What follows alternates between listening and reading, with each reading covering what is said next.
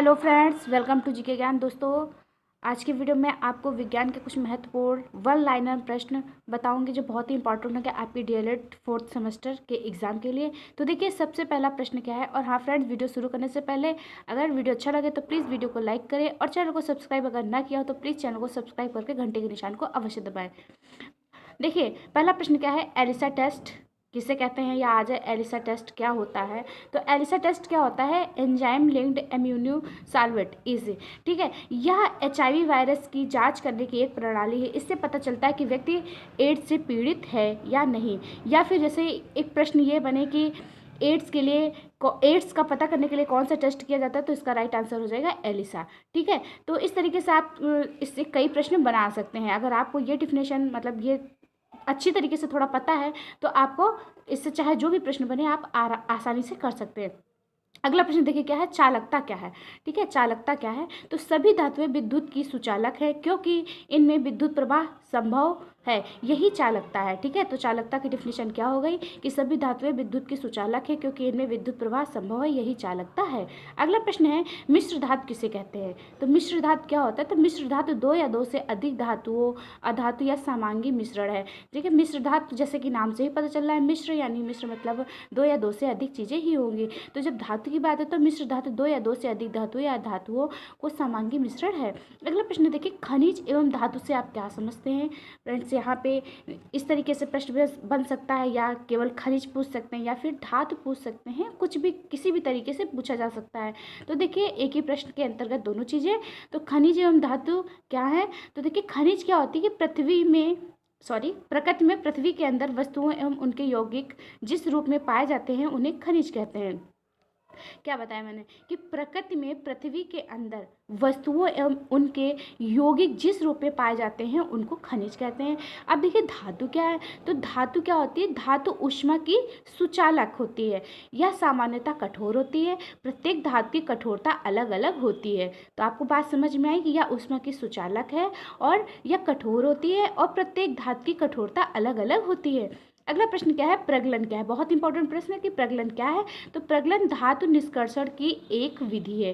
क्या है, धातु निष्कर्षण की एक विधि है। बहुत इंपॉर्टेंट क्वेश्चन होगा आपके एग्जाम के लिए। अगला प्रश्न देखिए क्या है, फेन प्लवन विधि किस तरह के अयस्कों का सांद्रण किया जाता है। तो फेन प्लवन विधि में किस तरह के अयस्कों का सांद्रण किया जाता है, तो इस विधि में हल्के अयस्कों का सांद्रण किया जाता है, ठीक है। अगला प्रश्न क्या है कि किस वर्ग क्रमांक से क्या प्रदर्शित होता है, ठीक है। तो वर्ग क्रमांक से तत्वों की संख्या प्रदर्शित होती है। अगला प्रश्न है, एमीटर क्या है। तो एमीटर क्या है, ये भी बहुत इंपॉर्टेंट क्वेश्चन है। तो विद्युत परिपथ में विद्युत धारा की माप के लिए जिस उपकरण का प्रयोग किया जाता है उसे ही एमीटर कहते हैं या एमीटर कहलाता है। अगला प्रश्न क्या है, विद्युत धारा के दो स्रोत बताइए। तो विद्युत धारा के दो स्रोत जो हैं वो एक शेल हो गया और दूसरा हो गया जनरेटर, जिसको हम जनित्र भी कहते हैं। आपको ये दोनों ही बातें याद होनी चाहिए, जनित्र और जनरेटर एक ही चीज़ होता है, ठीक है। ऐसा ना हो कि जनित्र आप समझ ही ना पाए। अगला प्रश्न क्या है, पिरामिड किसे कहते हैं। बहुत इंपॉर्टेंट प्रश्न है। तो परितंत्र के समस्त जीवों को उनकी संख्या, जीव भार, ऊर्जा के आधार पर ग्राफिक प्रदर्शित करना ही पिरामिड कहलाता है। अगला प्रश्न है, अपघटनकर्ता का उदाहरण बताइए। तो अपघटनकर्ता का उदाहरण जो है जीवाणु हो गए और कवक हो गए। ये भी इंपॉर्टेंट प्रश्न है। अगला प्रश्न देखिए कि कौन सा पिरामिड सदैव सीधा होता है, ठीक है। कौन सा पिरामिड सदैव सीधा होता है। तो ऊर्जा का पिरामिड सदैव सीधा रहता है। कभी कभी प्रश्न ऐसा बनता है कि ऊर्जा का पिरामिड कैसा होता है। तो ऊर्जा का पिरामिड सदैव सीधा रहता है। तो किसी भी तरीके से प्रश्न पूछा जाए आप उसको आसानी से उत्तर दे सकते हो। अगला प्रश्न है, अति लघु आवर्त में कितने तत्व होते हैं। जो अति लघु आवर्त है उसमें कितने तत्व होते हैं। तो इसमें होते हैं दो तत्व। अगला प्रश्न, दीर्घ आवर्त में कितने तत्व होते हैं। जो दीर्घ आवर्त है उसमें कितने तत्व होंगे। तो इसके चौथे एवं पांचवें आवर्त में 18 तत्व होते हैं। अगला प्रश्न देखिए क्या है कि संशोधित आधुनिक आवर्त सारणी में कितने आवर्त होते हैं। फ्रेंड्स, से थोड़ा आवर्त यहाँ पे गलत लिख गया था तो आप उसे समझ लीजिए। देखिए आवर्त सही कैसे लिखा जाता है, ठीक है। तो संशोधित आधुनिक आवर्त सारणी में कितने आवर्त होते हैं। तो 7 आवर्त होते हैं। अगला प्रश्न है, धातु तथा अधातु का आशय स्पष्ट कीजिए। धातु, ठीक है। तो धातु क्या है, तो धातु कम विद्युत ऋणात्मक वाले तत्व धातु होते हैं, और जो अधातु होते हैं वो अधिक विद्युत ऋणात्मक वाले तत्व अधातु कहलाते हैं। तो धातु में क्या हो गया कि कम विद्युत ऋणात्मक वाले तत्व धातु होते हैं, और अधातु में अधिक विद्युत। बस कितना याद रखना है कि धातु में कम विद्युत ऋणात्मक और अधातु में अधिक विद्युत ऋणात्मक, ठीक है, वाले तत्व जो है अधातु होते हैं। अगला प्रश्न देखिए थोड़ा सा कि खनिज क्या है।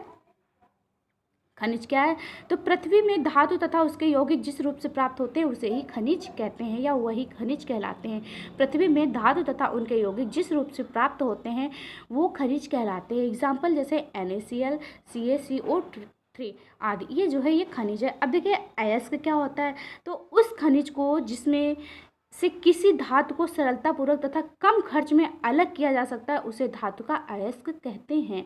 देखिए कितनी अच्छी डिफिनेशन है कि धातु को सरलतापूर्वक तथा कम खर्च में अलग किया जा सकता है उसे हम अयस्क कहते हैं। एग्जाम्पल के लिए बॉक्साइट, हेमेटाइट, ठीक है, आदि।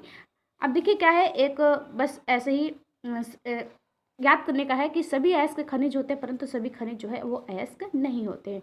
अगला प्रश्न है, एक डिफिनेशन है। देखिए धातु क्या है, तो जो तत्व विद्युत व ऊष्मा के सुचालक, आघातवर्ती और तन्य तथा विशेष चमक, धात्विक चमक वाले होते हैं तथा धनायन बनाने की प्रवृत्ति रखते हैं वे धातु कहलाते हैं। और धातु की डिफिनेशन देखिए क्या है, एग्जाम में पूछ लिया जाए कि धातु या धातु की डिफिनेशन लिखिए तो आपको ऐसे भी पता होना चाहिए इसकी डिफिनेशन क्या होती है।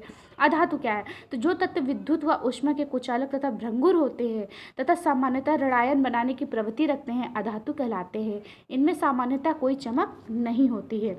अगला प्रश्न देखिए, रक्त से संबंधित है कि कौन सा रक्त वर्ग सर्वग्राही होता है, ठीक है, कौन सा रक्त वर्ग सर्वग्राही होता है, तो AB जो रक्त है वो सर्वग्राही होता है। कौन सा रक्त वर्ग सर्वदाता होता है, तो O वर्ग का जो रक्त होता है वो सर्वदाता होता है, यानी वो सभी को अपना रक्त दे सकता है।